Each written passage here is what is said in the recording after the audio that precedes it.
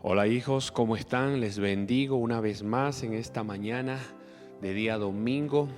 Tenemos un excelente tiempo para dar inicio a la palabra que vamos a ministrar en este día. Antes de empezar, yo quiero que usted cierre sus ojitos una vez más y vamos a darle gracias al Espíritu Santo por este mensaje, por esta palabra. Hoy tenemos una revelación tremenda y yo necesito que esto usted lo reciba en el Espíritu, ¿sí? No solamente usted lo escuche con los oídos naturales, sino que lo pueda recibir en el Espíritu. Y ahí donde usted está en las cámaras, por favor, ponga su mano por un momento en su frente y declare conmigo: Padre Celestial, ahora mismo yo renuncio a toda forma de pensar, de sentir y de querer en mi propia vida.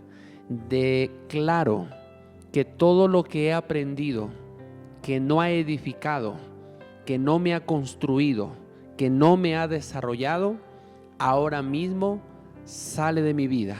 Y en este momento abro mi corazón y mi espíritu para recibir la buena semilla que tú tienes para mi vida en este día. Yo declaro que después de esta reunión no saldré igual, saldré diferente y nunca más volveré atrás, sino que me encaminaré a mi futuro, porque tienes un futuro mucho mejor para mi vida que mi presente. Te doy gracias por todas estas cosas en el nombre de Jesús. Amén y amén. Amén, amén, amén. Bien, quiero hoy ministrar un tema que en esta semana se podría decir fue el mejor tema que Dios nos permitió poder escuchar, recibir en nuestra casa, porque mucho de lo que yo les estoy ministrando a ustedes como familia es lo que yo ministro a mi familia, es lo que nace del altar familiar de mi casa. Así que esto no es aprendido de un predicador o leído de un libro, esto es algo que fluye del Espíritu Santo directamente para nuestras vidas y nuestras familias y para ustedes como iglesia. Entonces yo quiero hablar en este día acerca de la comunicación. El tema de hoy se llama ejercitándonos en la comunicación. Pero antes de empezar el tema, quiero referirme hoy brevemente a aquellas familias donde el esposo y la esposa no son discípulos. El día miércoles, ¿sí? El día miércoles estuvimos mirando, el tema que estuvimos enviando fue para hogares y familias donde el esposo y la esposa son discípulos. El día viernes estuvimos mirando otro tema donde solamente uno de los dos es un discípulo, sea el esposo o sea la esposa, pero tienen esposo presente, o sea, son mujeres casadas, son hombres casados, pero que no están en el mismo yugo igual, no están en un yugo igual en sus casas, en sus familias. Entonces se han preguntado: ¿cómo puedo desarrollar el gobierno de mi familia? ¿Cómo puedo desarrollar el gobierno de mi hogar? Porque mi esposo o mi esposa no están en el mismo sentir. Entonces estuvimos ministrando una palabra específicamente para ellos. Y hoy quiero hablarle brevemente, antes de empezar este tema, para familias donde no hay la cabeza, ni inconverso ni converso, simplemente no hay, donde solamente hay una mujer que es madre soltera o es separada o es divorciada o por lo consiguiente es viuda. Entonces hay mujeres que en algún tiempo me decían: pastor, ¿y nosotros cómo arreglamos esto del gobierno? Porque nosotros no tenemos esposo. O le cojo a mi hijo y le digo que él sea la cabeza. No. En estos casos, quien tiene que tomar la cabecera de la familia es la mujer, o sea, la madre de la casa. Ella es la autoridad, porque la Escritura dice: honra a tu padre y a tu madre. ¿Sí? Está dando a entender que ellos son la autoridad. Así que por lo tanto, si una mujer ha perdido su esposo, no ha podido de alguna manera sostener su hogar o su matrimonio, o simplemente fue madre soltera, crió a sus hijos sola, esta mujer va a necesitar de todas formas un gobierno en su casa, en su familia. Y entonces aquí la solución es que ella tome la posición de cabeza y su hijo mayor o su hija menor tome la posición de hombros. O sea, a través de su hijo mayor o su hija menor pueda esta mujer tener una colaboradora o un colaborador que sirva en lugar de hombros para poder formar el gobierno. Desde luego, ella debe de ser una discípula, y su hijo o su hija, que va a ser la persona que va a tomar la posición de hombros, pues también debe de ser discípulo de la casa. Quiero indicarle este principio: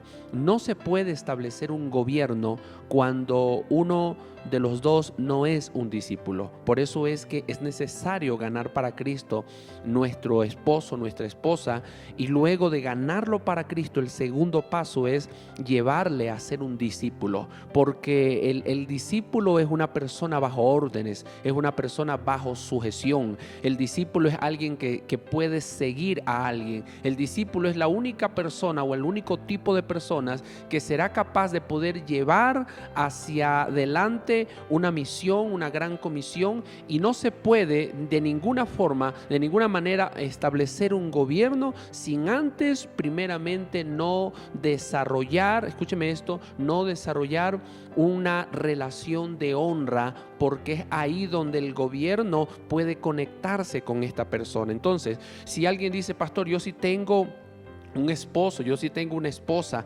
sí, y los dos tratamos de ponernos en acuerdo para poder llevar a nuestros hijos, sí, está bien, es la forma que como muchas familias lo hacen. Pero cuando hablamos de establecer el gobierno de Dios en nuestra casa, entonces se requiere que ambos estén conectados a la autoridad de la iglesia. Cuando yo digo la autoridad de la iglesia, me refiero que estemos bajo sujeción del gobierno o de las personas que Dios envió para un lugar. ¿Cómo nosotros conocemos quiénes conforman el gobierno de Dios? Es porque hay un envío, ¿sí? Yo me someto al apóstol Luis Alberto Serrano porque a mí me consta que el apóstol Guillermo Maldonado, un hombre de gran trayectoria y de peso mundialmente, lo envió. Entonces ese envío es lo que me certifica a mí que este hombre tiene una autoridad sobre esta nación. De la misma manera él a mí me envió, y eso es lo que certifica para ustedes que yo tengo autoridad sobre este territorio. Mi autoridad no es para enseñorearme de nadie, mi autoridad es para establecer y delegar autoridad a cada uno de ustedes que tienen familias y que ustedes necesitan establecer el gobierno de Dios en sus casas y en su familia. Eso es lo que el Señor estableció en el Antiguo Testamento y también en el Nuevo Testamento. Entonces, le acabo de explicar cómo poder desarrollar el gobierno en una familia cuando los dos son casados, cuando los dos son discípulos. Eso se lo enseñé el día miércoles. El día viernes enseñé cómo poder establecer el gobierno cuando solo uno de ellos es discípulo. Y hoy le enseño cómo establecer el gobierno cuando cuando no hay una figura paterna o una cabeza varonil, un hombre, un sacerdote en la casa, cuando solamente es la madre soltera. Entonces la visión en la que estamos ahorita caminando es estableciendo el gobierno de Dios en nuestra familia, y esto es estableciendo el primer egnos, ¿sí? Que quede claro lo que es el primer egnos. Ahora, quiero que escuche esto. Si una mujer desea el reino de Dios en su casa, porque eso es una opción que usted tiene que tener, una decisión, que usted debe de tomar. Usted puede vivir en desorden toda la vida y mantenerse buscando a Dios usted solo, usted sola, pero lo que la Biblia nos enseña es que yo y mi casa serviremos a Jehová. Y en otra parte dice: cree tú en el Señor Jesucristo y tú y tu casa serán salvos. Por lo tanto, yo quiero decirle que si usted tiene una hija que es rebelde, un hijo que es rebelde, y usted dice: pastor, es muy difícil. Sí, es difícil, pero está dentro de la promesa. Ese hijo, esa hija está dentro de la promesa. O sea, ese hijo va a venir, porque va a venir, pero siempre y cuando usted se someta a Dios. Y entonces ese hijo va a llegar en su momento, porque ese hijo está dentro de la promesa. Es una de las promesas bíblicas que nos dice: cree tú en el Señor Jesucristo y tú y tu casa serán salvos. Casa se traduce como familia.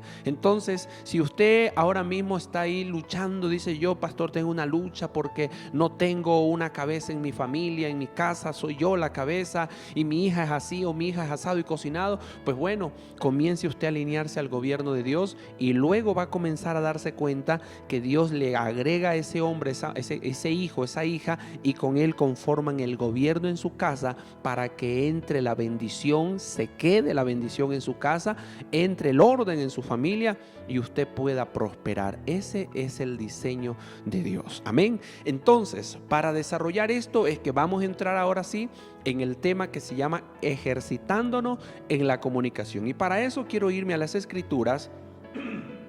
Mateo capítulo 18, versículo 19. Y dice lo siguiente: otra vez os digo que si dos de ustedes se pusieren de acuerdo en la tierra acerca de cualquier cosa que pidieren, les será hecho por mi Padre que está en los cielos.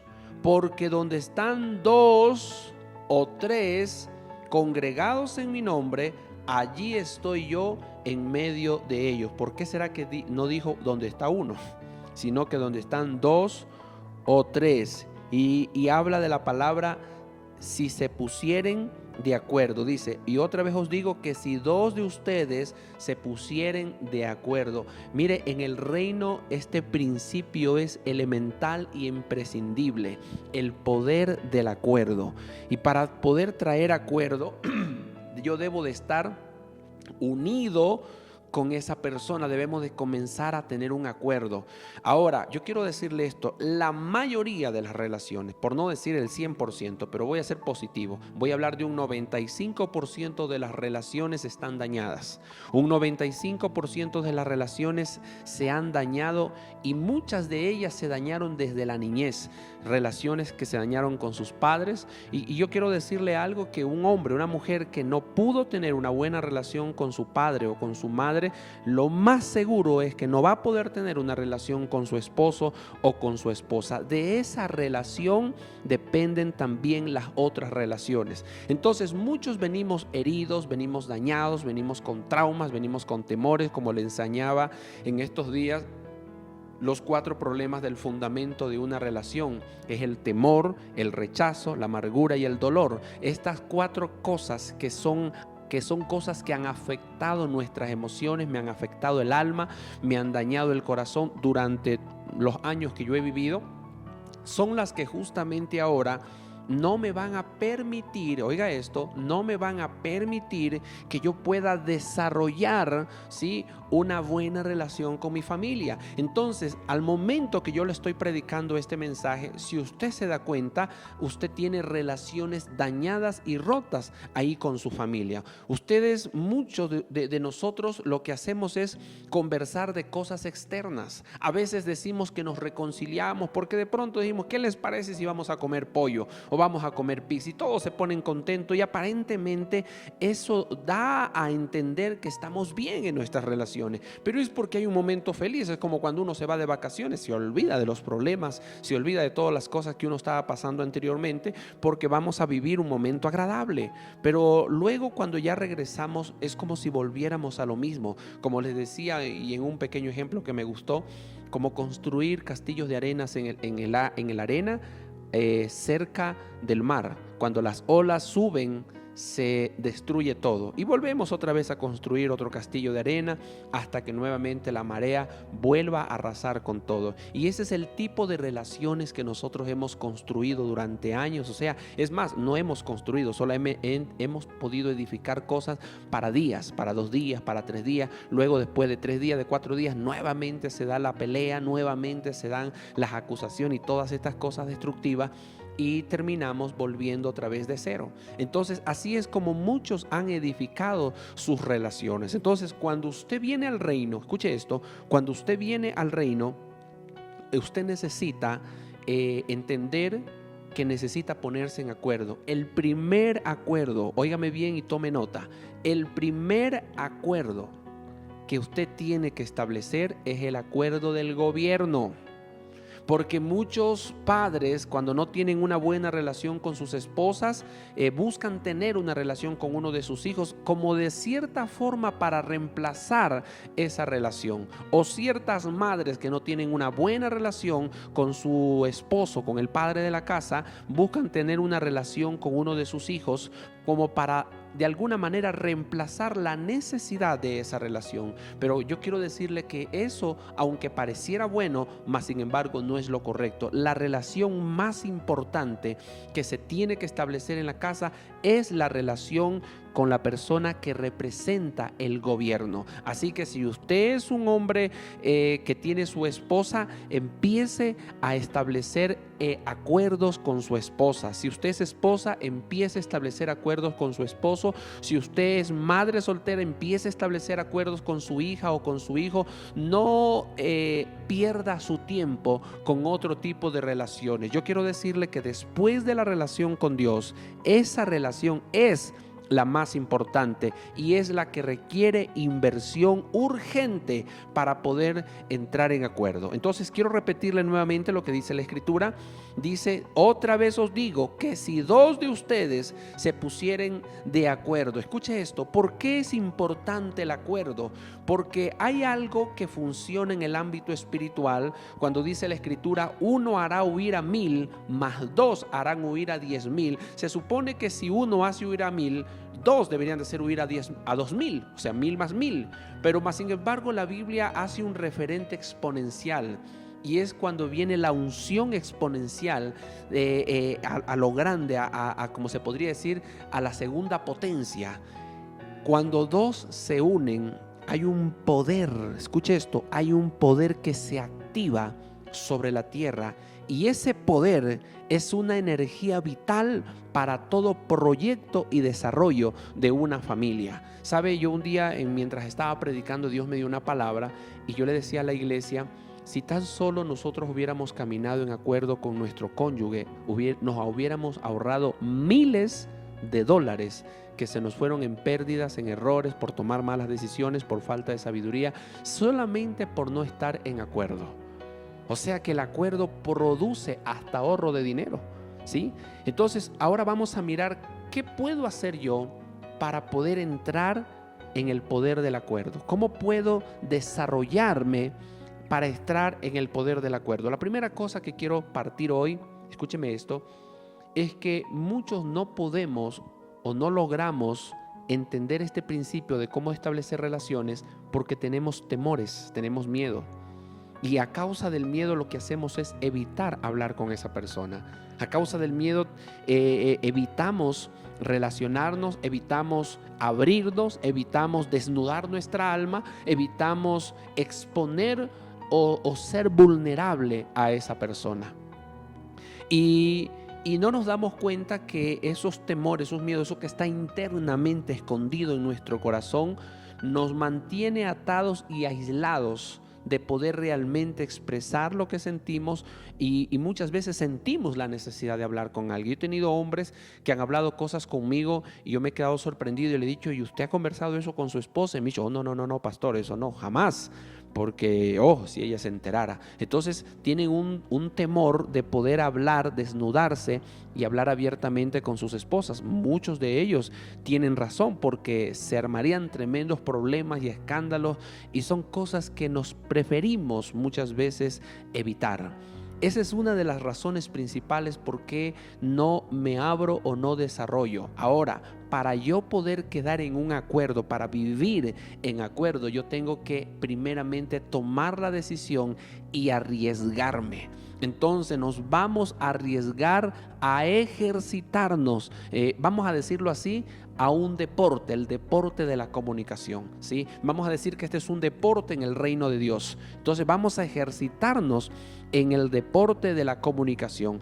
Cuando usted va a jugar vóley o va a jugar básquet, va a jugar fútbol, usted nunca sabe lo que va a pasar en ese juego. Usted no sabe si usted va a ganar, usted va a perder, ¿sí? Más sin embargo, si usted se da cuenta, a muchos que no estamos en una competencia, lo que nos interesa es la participación, la práctica, el desarrollo de poder participar en ese deporte, de jugar, de estar bien con los que estamos ahí. Eso es lo que nos interesa mucho, es la participación. De la misma manera, nosotros no sabemos cómo vamos a salir de esa comunicación, de ese caminar de una hora con mi esposo, con mi esposa, o con su hijo o con su hija. Usted necesita invertir, escúcheme esto, tiempo para poder desarrollar este ejercicio. Entonces, aunque usted sepa, y quiero que escuche esto, aunque usted sepa que esta comunicación quizás no salga 100% bien, quizás tengamos choques, tengamos algún tipo de encuentro, de confrontación y de palabras que nos lanzáramos, mas sin embargo, a pesar de eso, vale la pena hacerlo, aunque solamente tengamos éxito un 5 o un 10% de esa conversación. Porque si nunca nos decidimos, jamás llegaremos a desarrollar o a tomar campo o cuerpo en esa conversación. La gran mayoría de las parejas llegan a la vejez totalmente mudos, sin ya poder expresar nada. Usted ve dos viejitos sentados mirando al horizonte. Ninguno de los dos se atreve a hablar porque desde jóvenes perdieron ese elemento fundamental llamado relación. Ahora, quiero que usted escuche esto. ¿Por qué no damos el paso y por qué nos apresa el temor y el miedo? Porque de alguna manera muchas veces iniciamos una conversación, una plática, un diálogo con una falsa expectativa. Pensamos que nos va a ir súper bien, pensamos que me va a escuchar todo, pensamos que todo va a estar bien, pero no nos damos cuenta en el desarrollo que a veces las palabras salen mal, son mal interpretadas, o a veces decimos algo que no quisimos decir o interpretamos algo que no queríamos interpretar, y de pronto la conversación se vio dañada, se vio arruinada, y muchas veces terminamos en peleas, y es porque no hemos aprendido a hablar. Yo quiero decirle esto, la comunicación tiene una base que se caracteriza en tres cosas, ¿sí? Vamos a hablar de tres cosas que son las bases de una comunicación sana. Número uno, saber oír. Yo creo que ese es lo primero que se requiere, saber oír. Número dos, saber hablar, ¿sí? Y número tres, disponer tiempo. El saber oír es la capacidad de poder escuchar el mensaje auténtico de quien se está expresando o de quien lo está diciendo. Muchos solamente pueden escuchar el ruido, las palabras externas, pero no perciben el corazón de la persona. Ha habido veces que yo puedo escuchar a uno de mis hijos y le digo: no te entiendo lo que me estás diciendo, estás con rodeo. Es porque hay un mensaje que me quiere dar, pero no sabe cómo explicarlo, no, tiene temor de ir directo al grano. Y eso nos pasa mucho, es como que damos rodeo, rodeamos, hablamos de muchas cosas para decir simplemente: ¿me das permiso para ir a tal parte? Y nos damos un montón de vueltas. Es porque tenemos paralizada la capacidad de poder comunicarnos. Entonces, yo quiero que usted escuche esto. Yo necesito aprender a oír. Yo me di cuenta en los niños pequeños, ellos primeramente aprenden a oír antes que hablar. Porque yo, cuando mi hija era más pequeña, yo le decía: mijita, coge ese papel y vaya, bótelo al baño. Y ella cogía el papel y lo iba a botar al baño, pero ella no podía expresar la misma frase que yo lo hacía. Ella solamente decía Shura. Era todo lo que decía, Shura, ¿sí? Las últimas dos frases de la palabra basura, pero no podía expresar la frase como yo lo decía. Entonces mi hija no sabía todavía hablar. Hoy puede hablar un poquito mejor, pero sí podía escuchar. O sea que todo ser humano no empieza a hablar, empieza a escuchar.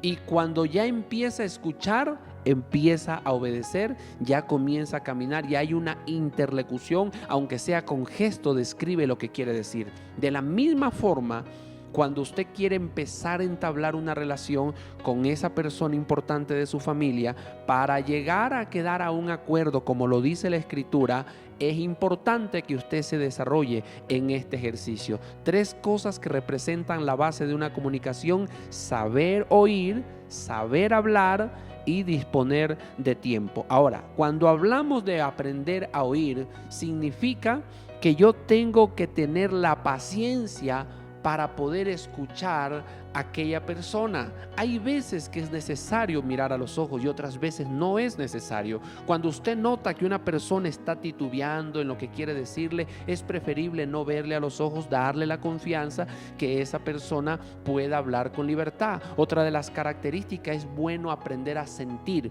Por ejemplo, si alguien me dice, verá, yo hace tiempo, yo le digo, sí, está bien. Estoy asintiendo, en otras palabras le estoy diciendo, estoy de acuerdo con lo que estás diciendo, está muy bien lo que estás diciendo. Entonces esa persona entra en confianza, ¿sí? de que estoy escuchándole, o que lo que él o ella me están tratando de decir, yo lo estoy captando y lo estoy comprendiendo. A veces con un poco de frustración le decimos a la otra persona, pero ¿sí me estás entendiendo lo que te estoy diciendo? Oh, claro que sí, perfectamente.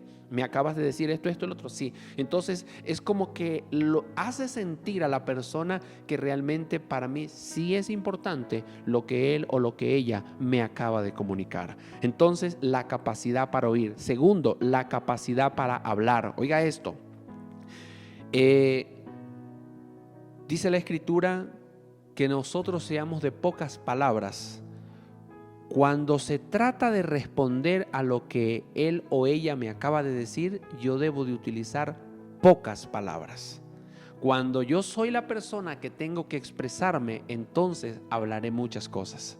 Pero mientras tanto, solo voy a responder con relación a lo que me acaba de decir, yo sea de pocas palabras. Hay tipos de conversaciones donde de pronto usted se abrió con su esposo, con su esposa, y usted habló unos 15 minutos. Y luego la otra persona empieza a responder y se demora hora y media. Ese es un pésimo oidor. Él habla mucho o ella habla mucho. Entonces esa no es la forma. Si mi esposo o mi esposa se demoró 15 minutos en expresarme lo que me quería decir, pues mis palabras deberían de demorar unos 3 a 5 minutos, no más. Porque la persona que está expresándose es él o es ella. Yo estoy en calidad en ese momento de receptor. Ella es el emisor o él es el emisor que está hablando en ese momento. Es la oportunidad de escuchar a esa persona. Entonces, usted tiene que saber en qué modo se encuentra usted. Usted está en modo emisor, que es el que está hablando, el que va a expresar, el que va a sacar todo, o usted está en modo de receptor, que es la persona que está escuchando o recibiendo el mensaje de la otra persona. Algo que yo me he dado cuenta es que cuando una persona está pasando por problemas, por diferentes cosas, necesita a alguien que de verdad le escuche. Y cuando una persona le escucha es como que la carga se suelta. ¿Sí? Por eso es que cuando nosotros oramos necesitamos que Dios nos escuche, porque ahí la carga se va. Entonces, cuando una persona quiere hablar y yo le interrumpo y no le permito terminar lo que me está diciendo, aquella persona se quedó con la carga y eso le provoca una frustración porque no sintió que podía expresarse con toda libertad. Entonces, cuando yo le interrumpí, y peor aún, si yo le interrumpo para acusarle, para condenarle, para decirle otras cosas, eso causa una peor frustración. Entonces, somos malos conversadores, malos oidores, y necesitamos empezar a ejercitar este deporte llamado comunicación. Amén. Entonces, quiero que escuche esto. Cuando nosotros decidimos, escuche esto, cuando nosotros decidimos caminar con la persona, cuando nosotros decidimos empezar a ejercitar, escuche, esto es como un deporte, es un arte. Yo debo de saber cuándo debo de hablar y cuándo debo de escuchar. Y cuando inicio, escuche esto, cuando yo inicio la conversación, usted note si es su cónyuge o es la persona con la que usted está hablando quien tiene la urgencia de expresar. Entonces automáticamente nos autoconfiguramos, ¿sí? Si yo noto que es mi esposa quien quiere hablar, entonces estoy ahora en modo receptor. Ella es el emisor, ella es la que va a hablar y yo necesito escucharle y crear el ambiente propicio para que mi esposa o mi esposo o mi hijo o mi hija puedan hablar con libertad. Otra cosa muy importante, en algún momento lo enseñé y también fluyó un punto bien interesante respecto a esto, y es que los ambientes cuentan. por ejemplo, cuando queremos hablar con nuestra esposa o nuestro esposo de cosas o de conflictos personales, de cosas sobre nosotros, yo le recomiendo no lo haga en su habitación, no lo haga en el lugar de su lecho, o sea, en su cama donde usted duerme. No, en lo mayor posible no lo haga dentro de su casa, salgan a conversar afuera.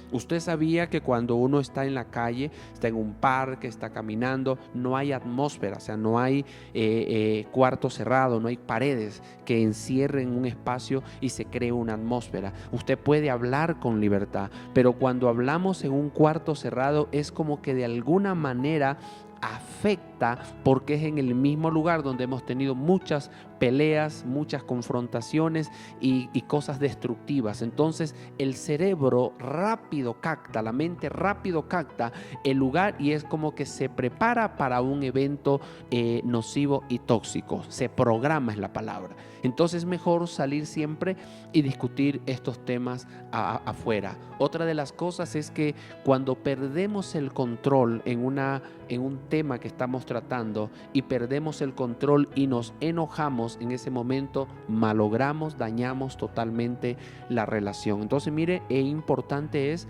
saber cómo comunicarnos. Vamos a mirar otra cosa interesante, el tiempo.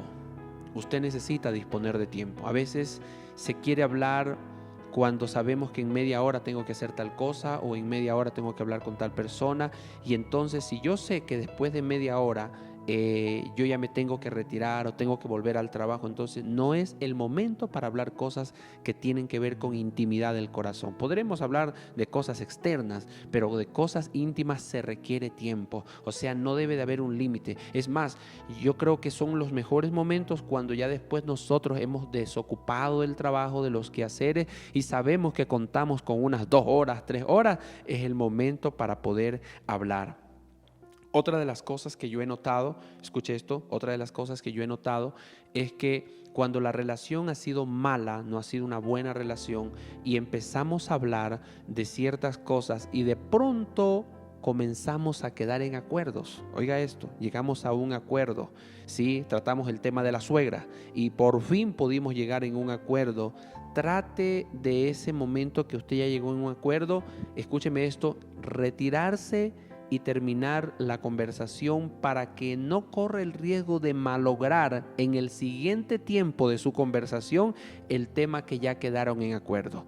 A veces cuando uno está bastante herido, dañado, tiende a mezclar las cosas. Estamos hablando de un tema y de pronto nos vamos al pasado y comenzamos a sacar cosas del pasado, y ahí es cuando se crea una confusión en la conversación y se daña lo que queremos, el objetivo del acuerdo. Se daña el objetivo de la conversación y terminamos entrando en una crisis emocional, y eso produce confusión, produce discordia, produce disensión. Entonces, procure que cuando usted quede de acuerdo, valore ese acuerdo, cubre ese acuerdo y terminen la conversación para que no logre dañarse. La siguiente ocasión que ustedes van a salir, ahora empiecen a conversar desde esa base de ese acuerdo que ustedes ya lo lograron. Un día, 2 días, 3 días anteriores, ustedes ya lograron esa base. Entonces valoren esos pocos acuerdos que ustedes están desarrollando. Yo le aseguro que si usted lo sigue haciendo continuamente, usted va a poder desarrollar una muy buena y excelente relación con su cónyuge o con sus hijos, con quienes usted necesita desarrollar esta relación. Qué importante es ponernos en acuerdo. Mire, el salir juntos es el objetivo es entrar en acuerdos. Ahora, si usted dice, pastor, pero yo salí, pero con todas las áreas que traté de hablar y ninguna quedé en acuerdo, escúcheme esto, mi mejor consejo: no se frustre y vuélvalo a intentar, porque estamos intentando algo que está en la Biblia. Entonces, si de pronto usted no está ganando en esa conversación, sino que siente que solo está perdiendo, posiblemente usted ha violado una de estas 5 reglas que le voy a dar en este momento, reglas del juego de la comunicación. Así como el básquet tiene reglas, el vóley tiene reglas, el fútbol tiene reglas, la comunicación, por cuanto también es algo que requiere ejercitarlo, también tiene reglas. Y quiero hablar rápidamente de estas 5 reglas que tienen que ver, escuche esto, que tiene que ver con el buen desarrollo de la comunicación. Yo le digo esto porque también me di cuenta que yo también estaba cometiendo errores en mi forma de expresarme, y por eso a veces empezamos a tener discusiones y no notamos por qué discutimos, y es porque violamos una de estas reglas de este precioso juego que se llama comunicación. Regla número 1, no acuses. ¿Sí? No acuses. ¿Qué significa acusar? Dice, esto es poner el dedo en la llaga, señalar el error y la debilidad de la persona con la intención encubierta de hacerlo sentir culpable.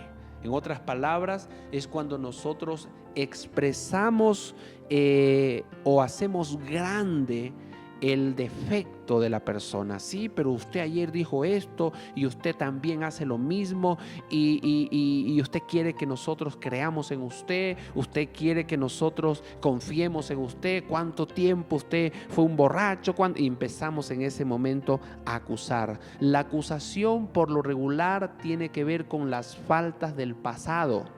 La acusación tiene que ver con ponerle el dedo en una debilidad que tiene esa persona, la cual no ha podido todavía superar.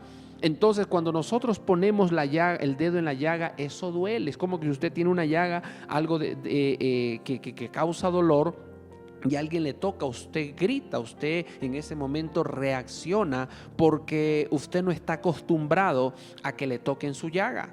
De la misma manera, cuando usted toca una área débil, por ejemplo, vamos a decir así, yo tengo la debilidad de endeudarme.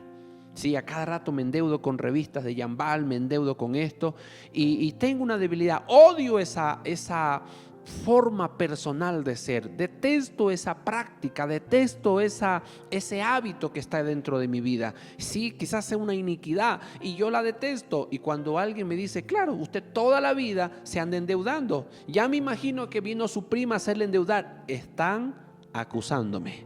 ¿Y qué va a suceder cuando me acusan? Yo voy a reaccionar porque me están tocando algo que duele. Eso es una de las reglas del juego que usted no debe de hacer. Y normalmente esta palabra acusación se revela cuando usted dice tú eres, tú siempre, tú nunca, que son 3 palabras que según los psicólogos y sociólogos dicen que no se debe de mencionar en una conversación, y mucho más en un momento de intimidad de corazón abierto. Entonces, primera regla que nosotros rompemos continuamente es poner el dedo en la llaga de nuestro hermano. La Biblia dice el amigo, dice el buen amigo, dice cubre la falta de su hermano. No le pone el dedo en la llaga, sino le cubre la falta. Y para terminar, lo más irónico es que terminamos diciendo, claro, como te dije, la verdad te duele, porque hemos escuchado tantas veces esta frase que la verdad duele.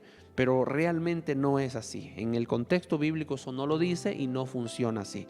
¿Sí? La verdad produce libertad. La verdad produce arrepentimiento, pero cuando yo estoy poniendo el dedo de la llaga, eso lo que produce es dolor, separación, alejamiento, y es como que de alguna manera se destruye lo que estábamos empezando a edificar. Así que si usted quiere desde hoy empezar a desarrollar este deporte llamado comunicación, entienda las reglas del juego. Amén.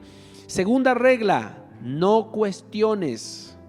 Dice, mientras que la acusación apela a la persona, o sea, atenta contra la persona, el cuestionamiento, dice, atenta contra lo que hace la persona.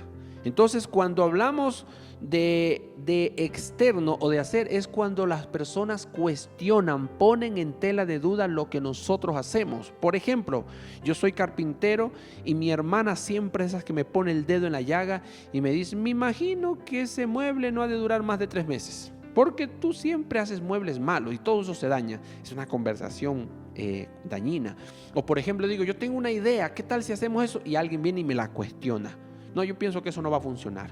Es como que todo lo que yo hago es cuestionado, pero cuestionado negativamente para que eso nunca entre en vigencia. ¿Sí? Si soy hombre y quiero poner una regla en mi casa, viene mi esposa y me cuestiona lo que yo voy a hacer y me hace quedar mal delante de mis hijos, o viceversa. Si usted de pronto es esposa y usted quiere de alguna manera traer alguna forma, alguna regla, algún orden a su familia, viene su esposo, le ridiculiza delante de los demás y le cuestiona lo que usted va a hacer.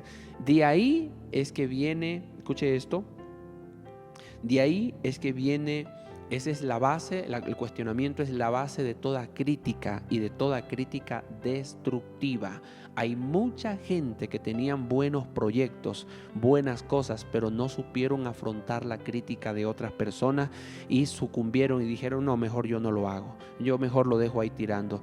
El cuestionamiento ha sido el causante y el veneno de que muchos proyectos nunca salieran a la luz, de que gente brillante se sintieran ridícula frente al cuestionamiento de gente que no tiene un alma sana y que a causa de la dureza de sus palabras cuestionan la obra, cuestionan las cosas. Usted se imagina, cada persona tiene derecho a tener sus proyectos, sus visiones, sus sueños y es como que siempre de alguna forma estuviéramos buscando quién nos ayude, quién nos apoye, pero cuando nosotros no entendemos esto, cuando yo solamente me encuentro en una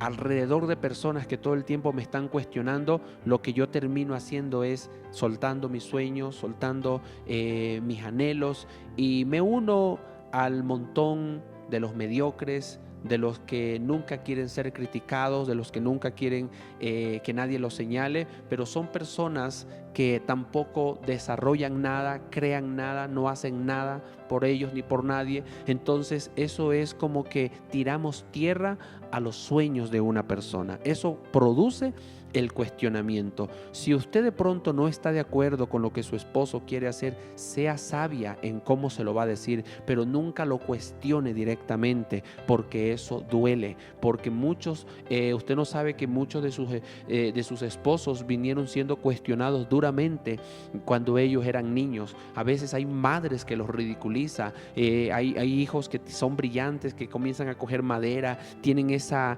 iniciativa de ser buenos carpinteros, buenos ebanista, pero la madre lo toma como una tontería y le dice, ya te vas a ensuciar las manos, ya deja, muchacho de miércoles, deja esas cosas ahí y anda, lávate las manos y anda a bañarte. Y es como que continuamente cuestionan los desarrollos. No son personas o padres que pueden observar que hay algo bueno que sus hijos están haciendo. Entonces ese joven vino frustrado de sus padres y ahora que se casó quiere nuevamente desempolvar sus sueños, y viene una esposa que lo ridiculiza de la misma manera. Escuche esto, si su esposo está cerrado a toda conversación con usted, o su esposa o sus hijos están cerrados a toda conversación con usted, es porque lo más seguro es que usted tocó una de esas reglas, violó una de esas reglas, y por esa razón es que nunca ellos pudieron sentir esa confianza en usted de que usted los estaba escuchando. Amén. Tercera regla, no juzgarás. Bueno, de esto no tenemos que hablar mucho, pero es importante porque la Escritura dice que con la misma vara o con la misma medida que tú mides, serás medido. Juzgar es ponerse en posición de juez. Es cuando uno juzga a personas sin conocerlas. Juzgar significa determinar un juicio de lo que tú no conoces. No conoces la verdad de los hechos, no conoces el origen de los hechos, no conoces ni siquiera el diseño de aquello. ¿Cómo te atreves tú a juzgar algo que tú no conoces? ¿Sí? Juzgamos, por ejemplo, los delitos de otras personas. Decimos a esa gente deberían de matarla, deberían de lincharla, pero tú no sabes que ese hijo puede ser quizás el hijo que un día dejaste botado por ahí, que creció, no lo conoces, y ahora ese delincuente es supuestamente tu hijo, ¿sí? O puede ser una persona que de alguna manera tú lo empujaste. Uno nunca sabe. Entonces, cuando uno juzga, escuche esto, uno juzga, uno está haciendo cosas dañando primeramente la reputación de alguien, matándole la influencia de su reputación ante otras personas. Y esto es mucho más destructivo cuando nosotros juzgamos a nuestra propia familia, que es lo más común ver en toda casa, cristianos y no cristianos, es juzgar, ¿sí? Juzgamos a los hijos, juzgamos al marido, juzgamos a la mujer, juzgamos a los padres, y los padres juzgan duramente a los hijos. Ya me imagino lo que estás haciendo ahí en tu cuarto, ya me imagino lo que vas a hacer con el dinero, ¿de dónde sacaste esa plata? Y empezamos a juzgar tantas veces y no nos damos cuenta que esto les hace daño. Luego queremos hablar con nuestros hijos y nuestros hijos están totalmente cerrados el caparazón, no quieren hablar, no tienen confianza porque fueron juzgados cientos o quizás miles de veces por sus padres. Entonces es el tiempo de que usted comience a romper estos mitos y comience a establecer acuerdos entre su familia. Por el tiempo no tengo la capacidad de expresar más abiertamente esto. Cuarto, dice, no compararás. Cuarta regla, no compare a su cónyuge con ninguna persona. No lo compare con su exnovio, no lo compare con otro hombre, no lo compare con su papá, no lo compare con el pastor. No lo compare con nadie, ni siquiera lo compare con algún personaje de la televisión. Él es su esposo, ella es su esposa y punto. Yo he escuchado testimonios tremendos en la iglesia que me han contado donde él le decía a la esposa, si tú hubieras sido como la María, como mi exnovia, ella era así, era buena, era comprensible, era esto, pero tú mírate cómo eres. Qué terrible ese comentario, qué terrible esa espina venenosa. Entonces es necesario que usted desde ahora empiece, escuche esto, a entender y a escuchar con un oído diferente.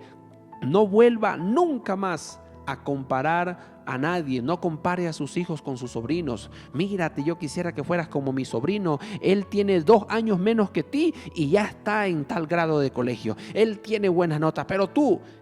hacemos un daño terrible cuando comparamos, y a veces estos también se dan entre los hijos, cuando comparamos al hijo mayor con el menor o el menor con el mayor y viceversa, y el otro hijo se siente menoscabado, se siente que el padre o la madre tiene una preferencia por ese hijo, por esa hija.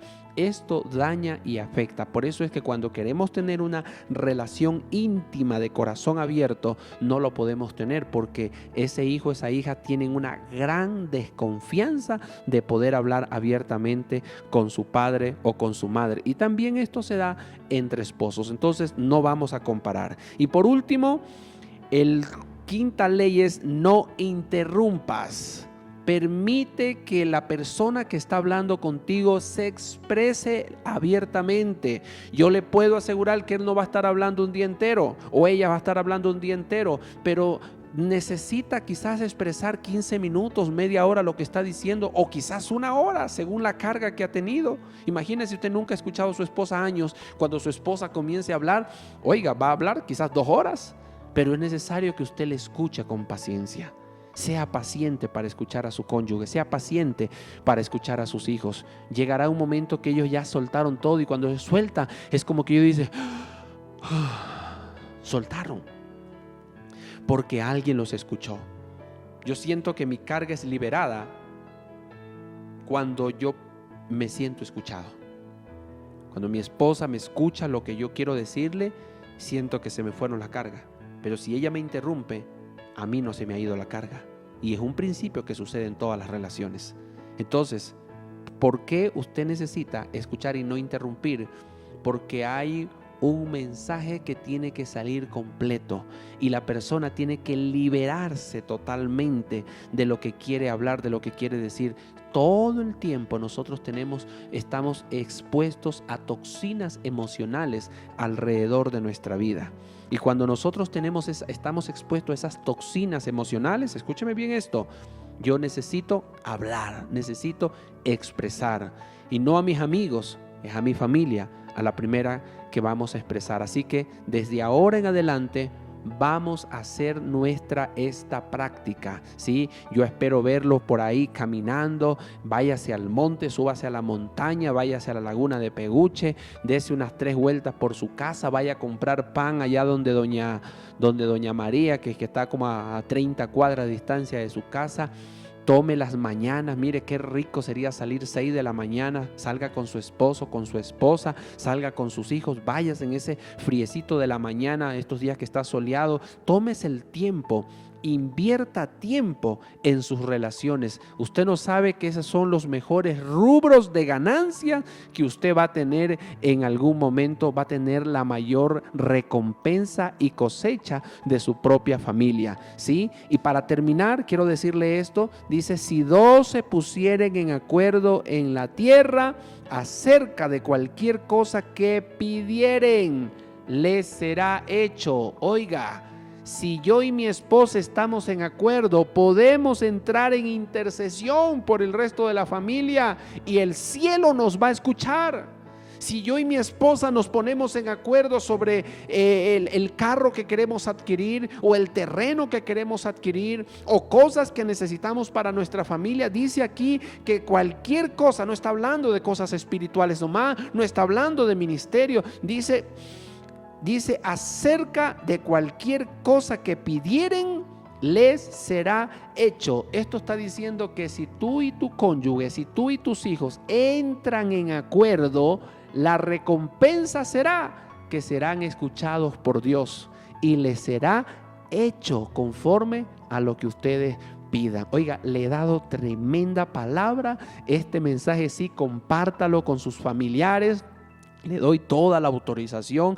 Habrán amigos, personas que necesitan conocer esta palabra y compártala con ellos. Amén. Para que les sea de bendición. Ahí donde usted está, cierre sus ojos y permítame orar por ustedes. Padre Celestial, yo te doy gracias por la vida de cada uno de esos hijos de la casa, por cada uno de esos mentores, esos líderes, esos discípulos, Señor, y aún también por cada amigo que nos está mirando, Señor, quizás por primera vez este mensaje, Señor. Yo bendigo ahora mismo y declaro, Señor, que toda esta palabra, toda esta semilla que ha sido sembrada en este momento, Señor, produce, oh Rey de Gloria, produce, Señor, fruto en sus corazones, fruto, Señor, en sus almas, fruto en su espíritu, Padre, y que toda división, toda disensión, toda herida, todo rechazo que ha habido en la familia, todo dolor que ha habido en la familia, hoy en el nombre de Jesús se debilita y se comienzan a podrir todas esas raíces de dolor que han venido desde su niñez. En el nombre de Jesús, Padre, como pastor y sacerdote, les bendigo. Señor, declaro que esas familias son familias al máximo. En el nombre de Jesús, amén y amén.